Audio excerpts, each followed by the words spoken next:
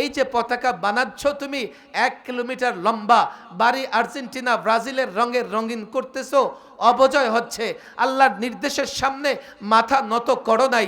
খবরদার, আল্লাহর নির্দেশের সামনে মাথা নত না করলে তুমি কুরবানির শিক্ষা গ্রহণ করতে পারো নাই। মাত্র কুরবানি গেল, আমি যুবকদের বলবো আল্লাহর কাছে মাথা আত্মসমর্পণ করো। এটাই ইসলাম, এটাই ইসলাম। আপনারা বলেন দেখি ইসলাম শব্দের অর্থ কি? বলেন ইসলাম শব্দের অর্থ কি? মাশাআল্লাহ, এলাকার মানুষ বড় সচেতন। অনেক জায়গায় জিজ্ঞেস করলে যে হুজুর শান্তি। ইসলাম ধর্মের অর্থ কি? ইসলাম মানে, ইসলাম শব্দের অর্থ কি? তাহলে শান্তিটা কি ভুল? না, ভুল না। তাহলে হুজুর দুইটা কেমনে?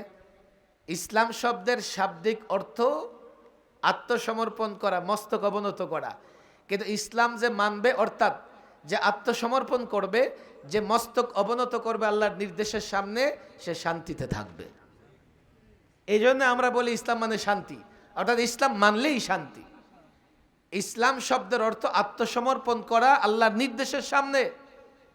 এখান থেকে মুসলিম মানে আত্মসমর্পণকারী। তাহলে যেই ব্যক্তি আল্লাহর নির্দেশের সামনে আত্মসমর্পণ করতে পারবে না, সে মুসলিম কেমনে হবে? আপনারাই বলেন, নামে তো মুসলিম, কাজে মুসলিম না। এই জন্যই তো দেখেন আমাদের মুসলিমদের কি অবস্থা। যে সমস্ত দেশ ওয়ার্ল্ড কাপে খেলে, ফাইনাল খেলে বা কাপ নিয়ে যায়, ওই দেশে এত পাগলামি নাই আমার বাংলাদেশের যুবকরা যতটা পাগলামি করে। আল্লাহর নির্দেশের সামনে তোমরা কেমনে আত্মসমর্পণ করলা? আল্লাহর নির্দেশের সামনে কিভাবে তোমরা মস্তক অবনত করলা? যতদিন আমরা মুসলিমরা আল্লাহর নির্দেশের সামনে মস্তক অবনত করতে না পারবো, আমরা ঘর, সমাজ, রাষ্ট্র কোথাও শান্তিতে থাকতে পারবো না। এইটাই তো আমরা বুঝি না। খেলা পাগল হই আর যাই হই, যদি আল্লাহর নির্দেশের সামনে মস্তক অবনত না করি, আমাদের কাছে শান্তি আসবে না। কৌজোর ওসব দেশ কাফের বেঈমানদের দেশে তো খুব শান্তি আছে। আপনাদের কি মনে হয়, কষ্ট হইতেছে আপনাদের? কাফের বেঈমানদের দেশে শান্তি বেশি না আমাদের দেশে বেশি? কৌজোর সন্দেহ হইতেছে। আমাদের দেশে বেশি না ওদের দেশে বেশি? আরে বলেন আমাদের দেশে বেশি। কোথায় বেশি? বলেন, মুখ খুলে বলেন কোথায় বেশি? আমাদের দেশে শান্তি ওদের চেয়ে বেশি না কম? বলেন বেশি না কম? দুইটা উদাহরণ দিব, শুনবেন আপনারা? আচ্ছা, বাংলাদেশে বলেন হবিগঞ্জে কোথাও আত্মহত্যার জায়গা করা আছে যে ওখানে গেলে আত্মহত্যা করা যায়? সিলেটে আছে? বাংলাদেশে আছে? আছে নাকি? ওইসব দেশে আত্মহত্যার জায়গা আছে। আপনারা অবাক হবেন শুনলে, ওইসব দেশে আবার লিগ্যাল এইড, আইনি সহায়তা দেওয়ার জন্য অনেক সংস্থা আছে। আপনি আত্মহত্যা করতে চান, ভালো কথা। কিভাবে করবেন? নিজে আত্মহত্যা করে তো অন্যকে ঝামেলা ফেললে হবে না। সহজে কেমনে আত্মহত্যা করবেন? আত্মহত্যার স্পট আছে। পাহাড় থেকে লাফ দিয়ে নিচে পড়বেন, না ইনজেকশন নেবেন? কিভাবে আত্মহত্যা করবেন? আইনি পরামর্শ দেওয়ার মতো সংস্থাও আছে। ওই সমস্ত দেশের লোকেরা যদি শান্তিতেই থাকতো তো আত্মহত্যা করতে চায় কেন? জাপান একটা দেশ, জাপানের গাড়ি ছাড়া আমাদের দেশ চলে না। আপনাদের কি মনে হয় জাপানে খুব শান্তি? আমি একটা কিচ্ছা ঘটনা প্রায় শোনাই। আমি তখন সরকারি মেহমান। আমি আবার 21 থেকে 3 বছর সরকারি মেহমান ছিলাম। জানেন না আপনারা? আরে জানেন না? সরকারি মেহমান আমি এই জন্যই মেহমান বলি, মেহমান ছিলাম। 3 বেলা খাবার দিত ওরা। আবার মাসে একবার লাইফ বয় একটা সাবান দিত। আবার ঠিক এমন এই হাতের তালুতে আসবে এতটুকু সরিষার তেলও দিত। খাবার খাওয়া যাক আর না যাক, 3 বেলা গরম গরম খাবার। সকালে রুটি, দুপুরে ভাত, রাতে ভাত। তবে ভয়ঙ্কর বিষয় হলো, খাবার ওই চৌকা বলে ওদেরকে, রান্নাঘর থেকে রওনা হওয়ার পরেই গ্রানটা নাকে আসতো। আর নাকে আসার পরে মনে হইতো আল্লাহ, এই খাবার যদি কাছে না আসতো।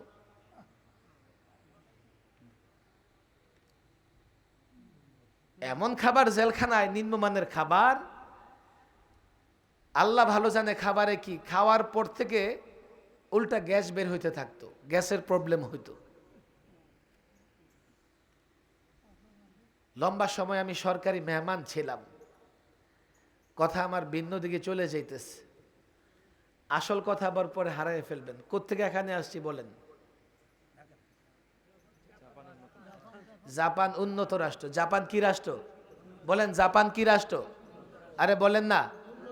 এই যে ক্যামেরা দেখবেন, এটা দেখবেন, ওইটা দেখবেন, এখন চায়না বা কোরিয়া এই সমস্ত কিছু দেশের নামও আসে, কিন্তু প্রযুক্তি বা এই যে উদ্ভাবন বা আবিষ্কার, গাড়ি এই সেই, এগুলো সবচাইতে বেটার উন্নত মানের তৈরি হয় কোথায়? আমি যখন সরকারি মেহমানখানায়, হঠাৎ একদিন পত্রিকায় দেখলাম একটা নিউজ, জাপানে দূরবাসী বিয়ে বাড়ছে। বিয়ের নাম কি? দূরবাসী। বলেন কি বাসী? বলেন কি বাসী? বলেন বলেন। সাধারণত পত্রিকা হেডলাইন আমি মাঝে মধ্যে দেখি, পত্রিকা পড়ার সময় হয় না। এটা দেখে আরে কি দূরবাসী বিয়ে আবার কি জিনিস? পৃথিবীতে কত রকমের বিয়ের কথা শুনলাম। যেমন তোমাদের জানের জান পরাণের পরাণ খেলোয়াড়রা বিয়ে করে 4টা-5টা সন্তান নেওয়ার পরে, এটা বিয়ে থাকে না, জেনা বেবিচারের ফ্যাক্টরি হয়ে যায়। দূরবাসী বিয়ে কি জিনিস? পরে আমি নিউজটা পড়লাম, পড়ে দেখি নিউজে লেখা আছে বিয়ে হবে ঠিক আছে, কিন্তু কনে কনের বাড়িতে থাকবে, বর বরের বাড়িতে থাকবে। একসঙ্গে কেন থাকবে না? জাপানে বর কনে, নারী পুরুষ একসঙ্গে সংসার করতে পারে না। কেন?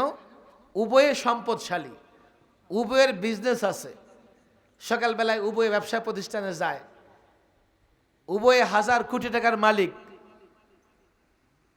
সকাল দুপুর বিকেল ঘর সামলাবে কে? বাচ্চা লালন পালন করবে কে? আল্লাহ তো নারী পুরুষের কাজ ভাগ করে দিয়েছেন। যারা নারীর স্বাধীনতা চায়, ওরা নারীর উপরে জুলুম করতে চায়। নারী ঘরের ভেতরে কাজ করে, আমি ঘরের বাইরে কাজ করি।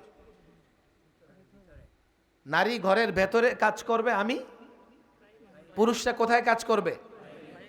নারী ঘরের ভেতরে আর পুরুষ ঘরের কাজ ভাগাভাগি। সেখানে কেউ যদি নারীকে ঘরের বাইরেও কাজ করাইতে চায়, তো নারী ঘরেরটাও করবে, বাইরেরটাও করবে, জুলুম। যদি বলে নারী পুরুষ উভয়ই কি করবে, বাইরে কাজ করবে, এই সংসার টিকবে না, জাপানের মতো হয়ে যাবে। বাচ্চা লালন পালন করবে কে? আমাদের দেশে অনেক সময় এমন হয়, রান্না বান্না বাচ্চা লালন পালন নিয়ে সংসার ভাঙে যায়। যায় কি যায় না?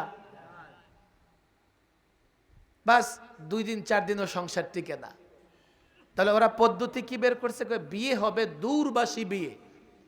দূরবাসী বিয়ে কি জিনিস? বিয়ে হয়ে যাবে, নারীর বাড়িতে থাকবে, পুরুষ পুরুষের বাড়িতে থাকবে, মাঝে মধ্যে ডেটিং ফেটিং করবে। কারণ নারী পুরুষ উভয়ের তো শারীরিক চাহিদা আছে, এই চাহিদা তো মেটানো লাগে। মাঝে মধ্যে তারা ডেটিং করবে, একসঙ্গে থাকবে না। এর পরেও জাপানে পৃথিবীতে গড়ে সবচাইতে বেশি তালাকপ্রাপ্তা নারী। শেষ বয়সে অধিকাংশ নারী স্বামী ছাড়া হয়ে যায়, স্বামী পরিত্যক্তা হয়ে যায়, টিকে না সংসার। ওই সমস্ত দেশে যদি শান্তি থাকতো পরিবারে, তাহলে আমাদের দেশের মতো তাদের সংসারটাও টিকতো। জাপানে নাই শান্তি, নাই ইউরোপ আমেরিকায় শান্তি নাই। আমাদের দেশে অভাব আছে, অনটন আছে, কিন্তু এখনো শান্তি আছে। কথা ঠিক না বে ঠিক? আর এই জন্যে শান্তি আছে যেহেতু ইসলাম মানে শান্তি। যে ইসলাম মানবে, যতটুকু ইসলাম মানবে, বাস সে ততটুকু শান্তিতে থাকবে। আমি যুবকদের হাতে পায়ে ধরে বলে যাই, তোমাদের বুঝে আসুক আর না আসুক, আসুক আর না আসুক, বুঝে আসুক আর না আসুক, মরিচিকার পিছে ছুইটো না, মরিচিকার পিছে ছুইটো না, বুঝে আসুক আর না আসুক, যেটুকু ইসলাম মানবা শান্তি, যেটুকু ইসলামের উপরে চলবা শান্তি। ইসলাম থেকে যতই দূরে চলে যাবা, যতই দূরে সরে যাবা, তোমরা কিন্তু শান্তিতে থাকতে পারবে না। আর যদি এমন হয় আমাদের যুবকেরা হতাশায় ভোগে, আর যদি এমন হয় আমাদের যুবকরা টেনশনে থাকে, কোনোদিন এই পরিবারে শান্তি আসবে না। একটা যুবক হতাশাগ্রস্ত হইলে সেই পরিবারে মা বাবা শান্তিতে ঘুমাইতেও পারে না। না জানি এই যুবক কোথায় গিয়ে কি আকাম করে ফেলে, না জানি যুবক কোথায় গিয়ে কোথাও দুর্ঘটনা করে ফেলে। এই জন্য এই মাহফিলে তো অনেক বেশি যুবকদের উপস্থিতি আমি দেখতেছি।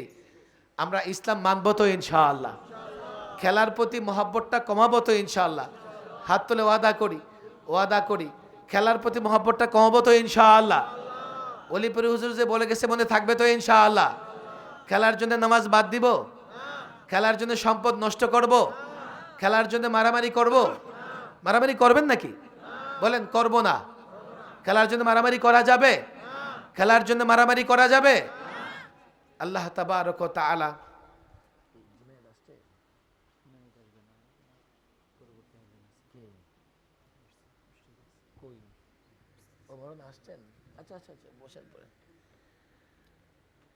ইনশাআল্লাহ আমরা সামান্য নসিহত আমি করলাম। অলিপুরি হজরত আপনাদেরকে নসিহত করে গেছেন, আমি হুজুরের কথার সঙ্গে মিলায়া কিছু কথা বললাম।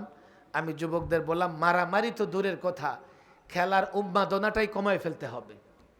কমাবো তো ইনশাআল্লাহ। খেলার চর্চাও করব না, খেলা থেকে দূরে থাকার চেষ্টা করব। আরেক মাওলানা আসেন, উনি চলে আসছেন, আমি দেখি নাই। মাওলানা সামান্য কথা বলবেন, এরপরে দোয়া করবেন। আমরা শান্ত সৃষ্টভাবে বসি। আমার যেহেতু অনেক দূরে যাওয়া লাগবে, আর আপনাদের এখান থেকে যাওয়ার রাস্তাঘাট কোনোটাই নিরাপদ না। আপনাদের কাছে দোয়া চাই, আল্লাহ যেন নিরাপদে ঢাকায় পৌঁছানো